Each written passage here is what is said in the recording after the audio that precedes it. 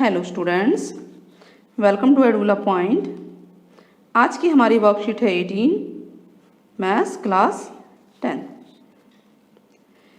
तो ये हमारी वर्कशीट पिछली वर्कशीट से ही है जो चैप्टर 5 चल रहा है, एपी अर्थमेटिक प्रोग्रेशन समांतर श्रेणी। अब इसके हम nवें पद के बारे में जानेंगे। पिछली वर्कशीट में हमने क्या क्या जाना था, थोड़ा हम रिकॉल कर लेते हैं कि पिछली वर्कशीट में हमने क्या क्या देखा था। उसमें हमने पढ़ा था प्रथम पद जिसको हम ए बोलते हैं, और सार्व अंतर जिसको हम डी बोलते हैं, यानी कॉमन डिफरेंस। ठीक है। और एपी किस तरह से होती है, ए प्लस डी, ए प्लस 2d, ए प्लस 3d, और आखिरी पद होता है ए प्लस एन डी। इसी को बोलते हैं A1, इसको बोलते हैं A2, यानी फर्स्ट पहला है ये पद, ये दूसरा पद है, ये तीसरा पद है, ये चौथा पद है, और ये nवां पद है। A प्लस n माइनस 1 कहाँ गया, 1n-1 है ये बच्चों, इंटू डी। ठीक है, ये -1 है। ठीक है, ए प्लस डी। अब तो हम इसे क्या देख रहे हैं कि जो सेकंड टर्म है वो ए प्लस डी है, यानी यहाँ देखिए ए प्लस 2d है, यानी इसे ये कम दिख रहा है। ये 4 लिखा है तो इसे एक कम दिख रहा है। ये n है तो n यहाँ पे जो d होगा n-1, यानी एक कम होगा। यानी आखिरी पद अगर 100 है तो ये होगा 99, ए प्लस 99d। इसको हमने रिकॉल कर लिया। चलिए अब आगे बढ़ते हैं। क्या 7, 10, 13, 16, 19 एपी है, यानी समांतर श्रेणी है? तो चलिए हम इसका कॉमन डिफरेंस निकाल के देखते हैं। तो इसके बीच में अंतर कितना है, इससे ये कितना ज़्यादा है, 3 ज़्यादा है, ये इससे 3 ज़्यादा है, ये भी इससे 3 ज़्यादा है, प्लस 3 है ना, ये भी इससे 3 ज़्यादा है। तो हम ये देख रहे हैं कि जो डी है सार्व अंतर है वो 3 आ रहा है। तो क्या ये समान एपी है? तो हम लिख देंगे हाँ ये एपी है। तो इसका प्रथम पद ए क्या है, प्रथम पद ये है 7, और सार्वंतर क्या है, अब वो हमने निकाल ही लिया 3। इतना समझ में आ गया? तो आगे बढ़ते हैं। ठीक है, समझ में आ रहा है ना। यदि मैं कहूँ कि इस एपी के, यानी इस एपी के 90 पद हैं तो 90वां पद क्या होगा? ठीक है, जो हमारे पास चल रहे हैं, तो इसी एपी को पकड़ लेते हैं। तो 90वां पद क्या होगा, हम करके देखते हैं क्वेश्चंस का। तो देखिए हमें क्या दिया गया है कि 90वां पद हो जाएगा ए एन है ना हमारे पास।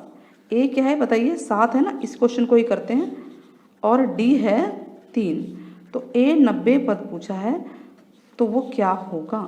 ए एन को लिखिए, ए एन का फार्मूला होता है ए प्लस n-1 इंटू डी, और एन क्या है हमारे पास 90। ये जो काउंटिंग होती है ये टर्म्स होते हैं, पद होते हैं। ठीक है, तो ये n क्या है 90 है, तो यहाँ पे आ जाएगा 90 90। तो ये हो जाएगा ए की वैल्यू क्या है 7 प्लस 90 माइनस 1, इसको ब्रैकेट में लिखना है, और इंटू 3। तो क्या आया हमारा 7, इसमें से घटा दीजिए तो 89 हो जाएगा इंटू 3। तो यही से हम ये भी कह सकते हैं कि ए 90 बराबर होगा ए प्लस 89d। ठीक है, ये चीज़ इस फार्मूले से आई है। क्लियर हुआ? यानी जो भी पद पूछा हो डी में उससे कम लिखना है। अब इसको आप गुणा करके देख लीजिए तो क्या आएगा 7, इसको कीजिए 9 तिये 27 हासिल 2, 8 तिये 24 और 2 26। अब इसको जोड़ दो, 7 और 7 14, 1 हासिल, 6 और 1 7, यानी 90वां पद क्या है 274। ठीक है, क्लियर हो गया? तो इसका 90वां पद क्या आ गया 274, जो कि हमारे इस फार्मूले से आया, जो हमने समझा दिया। ठीक है, अच्छा अब क्या कर रहा है, कह रहा है यदि पद का nवां पद, ये सूत्र दे रखा है, तो बस इतना ही लिखा हुआ है। n का मान सदैव धनात्मक होगा, वो मैंने आपको कल पिछली बार भी बताया था कि नेचुरल नंबर होता है, यानी प्राकृतिक संख्या होती है। ए प्रथम पद है, डी सार्वंतर है, और n पदों की संख्या है, जो हम अभी पढ़ चुके हैं। यानी एपी का प्रारूप क्या है, जैसा भी एक एपी दे रखी है, कोई भी एक ये टर्म है, इसमें साथ साथ ज़्यादा दिख रहा है, nवां पद लास्ट होगा। तो ए को प्रथम पद बोलते हैं, डी सार्वंतर होता है, और सार्वंतर क्या होता है, अगली में से पिछली को माइनस करते हैं।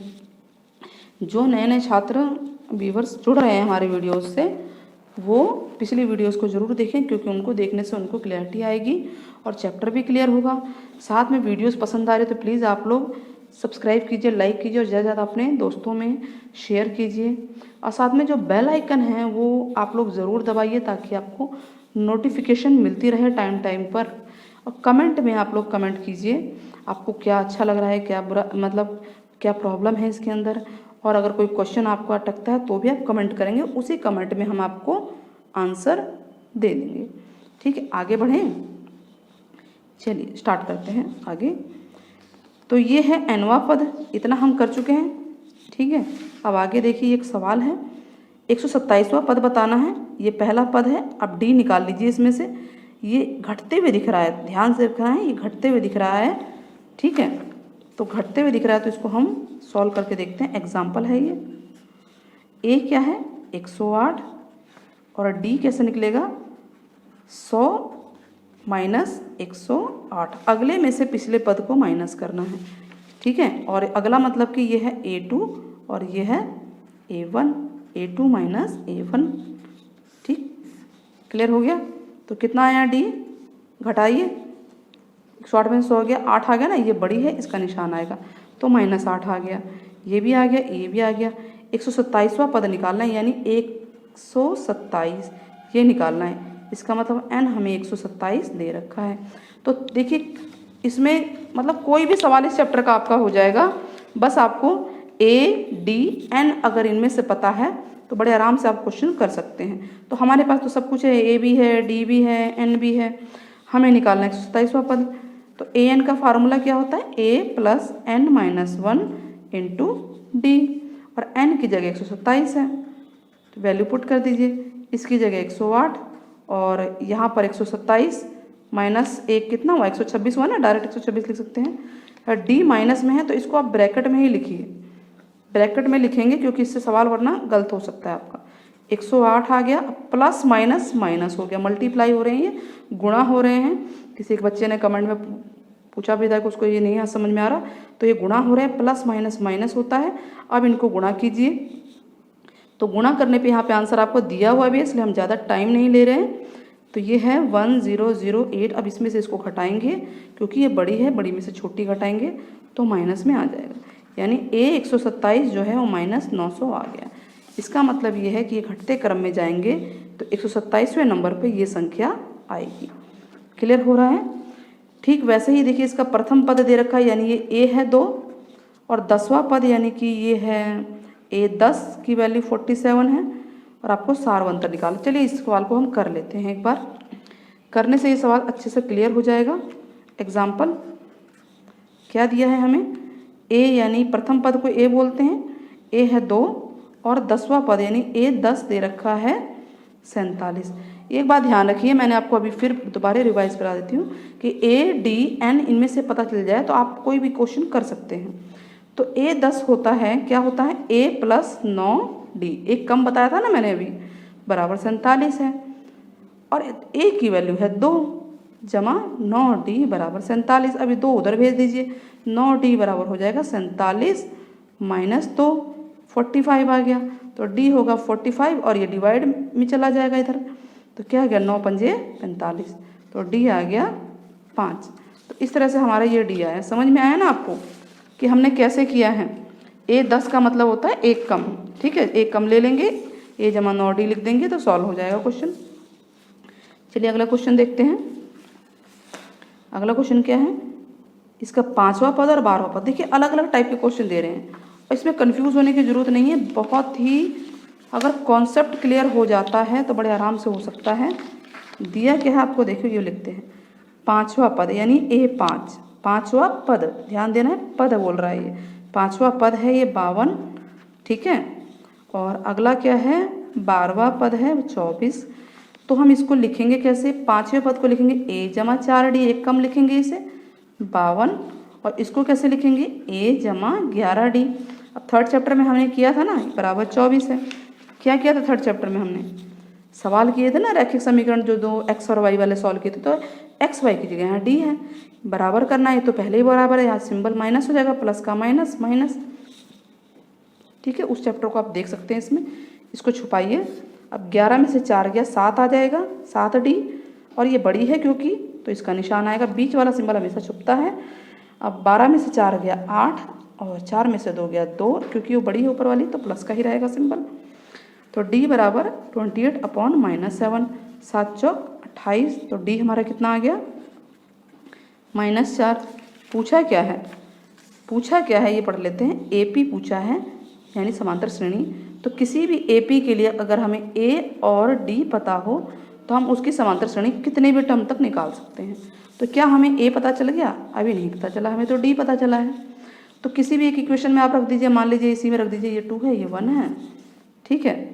तो डी बराबर -4 2 में रखने पर, अब ये हो क्या रहा है, ये चैप्टर 3 यहाँ पे इस्तेमाल हो रहा है, चैप्टर 3 इस्तेमाल हो रहा है। ये रैखिक समीकरण था ना, 2 चर वाले रैखिक समीकरण, वो चैप्टर इस्तेमाल हो रहा है जिसमें आप एक्स वाई की वैल्यू निकाल रहे थे, तो ये वो चर है।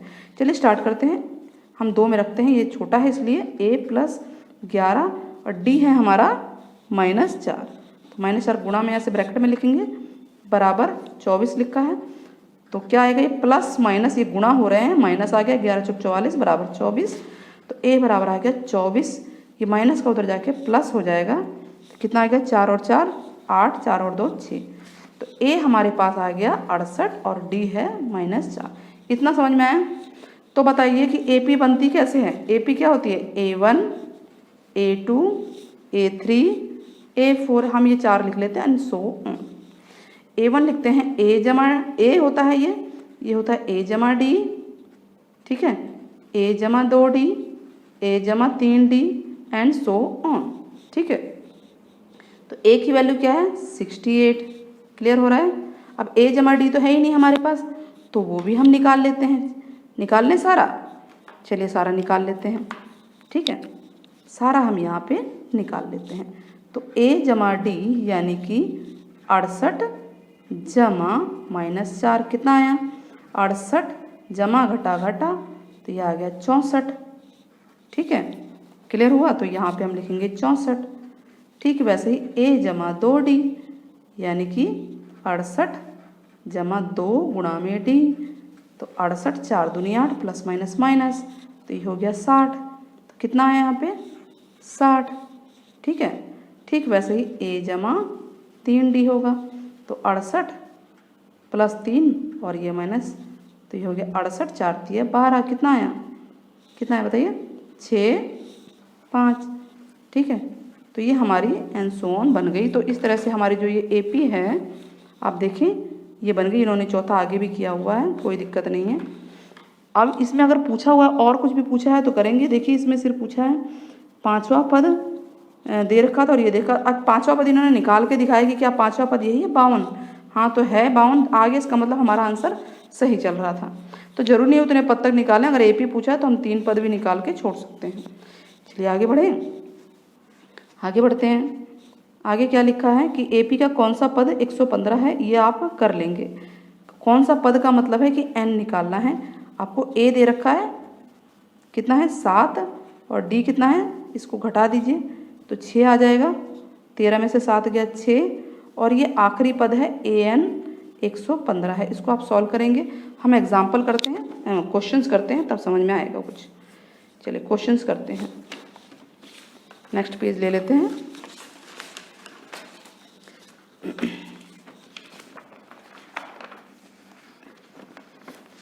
तो सबसे पहला क्वेश्चन क्या है कि A जमा 15D बराबर 100 है, n का मान क्या आएगा। तो सॉल्व करके देखें, करें। क्वेश्चन नंबर 1, A जमा 15D बराबर 100 है, ठीक है।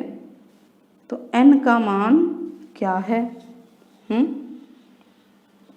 तो क्या वैल्यू होगी ये 15D का मतलब क्या है, इसको आप कैसे लिख सकते हैं 16 माइनस 1 इंटू D बराबर 100, और ये n होता है, इसको तुलना कीजिए फार्मूले से, n-1 इंटू D हो गया बराबर 100। तो n क्या है हमारा, n 16 है, यही तो है ना nवां टर्म जो होता है, ठीक है। तो n हमारा क्या आ गया 16 आ गया, ठीक है। अगला क्वेश्चन क्या है, क्वेश्चन नंबर 2 देखिए। क्वेश्चन नंबर 2 है, ये क्या दे रखा है, -43, ठीक है। -43 थोड़ा सा धुंधला टाइप का है ना। -43 -37 -31 एंड सो ऑन 10वां पद निकालना है, यानी ए 10 निकालना है। जो निकालना है पहले आप क्वेश्चन मार्क मार लीजिए। सबसे पहले ए देखिए, ए क्या है, ए है -43 मैंने बताया था। उसके बाद डी निकालना है। अच्छा ए भी पता चलेगा, ए को ही A1 बोला गया है। और A2 क्या है बच्चों, A2 है -37, तो डी कैसे निकलता है, A2 - A1, ठीक है। A3 - A2 भी हो सकता है। डी होता है दो लगातार पदों का अंतर। तो ये है A2 है -37 और फिर -A1, A1 है -43, तो कितना आ गया -37 माइनस और माइनस प्लस का 43। अब घटा दीजिए, 13 में से 7 गया 6 आ गया ना, यानी डी हमारा आ गया 6। और ए क्या था, ए है -43, यही है, ठीक है। अब ए 10 पूछा है, तो ए 10 क्या होता है, ए जमा 9 डी, और ए है -43 जमा 9 गुणा में डी है 6, तो कितना आया -43, 9 6 54, घटा दो, 4 में से 3 गया 1, 5 में से 4 गया 1, ये बड़ी है इसका निशान आएगा, यानी ए 10 हमारा आ गया 11, तो ये हमारा आ गया, क्या आया 11 आ गया, ठीक है। समझ में आ रहा है, थोड़ा क्वेश्चंस क्लियर हो रहे हैं, थोड़े से छोटे लग रहे हैं लेटर, चलिए हो गया कोई बात नहीं। क्वेश्चन नंबर 3, किसी एपी के n का मान ऋणात्मक हो सकता है, n का मान ऋणात्मक हो सकता है, नहीं हो सकता। हमने पढ़ा ना यहाँ पे n का मान सदैव धनात्मक होता है, तो ये असत्य है, ठीक है। तो क्वेश्चन नंबर 4 करते हैं सीधे। वो क्या कह रहा है, a 14 है और a 12 है, 124 ही है ना, क्लियर है। तो d निकालना है, तो चलिए a 12 को लिखते कैसे हैं, a जमा 11d बराबर 124 है। a का मान कितना है 14, समझ में आ रहा है, प्लस 11 d नहीं है हमारे पास, बराबर 124। अब इसको हम उधर भेज देंगे, तो 11d बराबर हो जाएगा 124 माइनस 14, तो 11d हो गया, 4 में से 0 गया 0, 2 में से 1 गया 1, और यहाँ 1 बचेगा, तो d बराबर हो जाएगा 110/11, कट गया ये, तो d बराबर आ गया 10। तो इस तरह से हमारा d का आंसर देखिए ऑप्शन है 10। अच्छा अभी इसको वेरीफाई करना, तो यहाँ 10 रख के देखिए, 110 हो गया, 110 में 14 जोड़ेंगे 124 ही आएगा। कुछ और रखेंगे अगर d का मान तो 124 नहीं आएगा, इसका मतलब हमारा आंसर ठीक है। इस तरह से हमारा देखिए चारों आंसर हो जाते हैं, पहला दूसरा तीसरा हमने उसमें बता दिया, चौथा, और हमारी ये वर्कशीट भी पूरी होती है। अब आपको nवें पद के बारे में पता चल गया होगा कि nवां पद क्या क्या होता है और उसकी मदद से हम कितने क्वेश्चन कर सकते हैं, उसे कैसे निकाल सकते हैं। वीडियो पसंद आए तो ज़रूर लाइक कीजिएगा, सब्सक्राइब कीजिएगा, और टेक केयर, बाय बाय।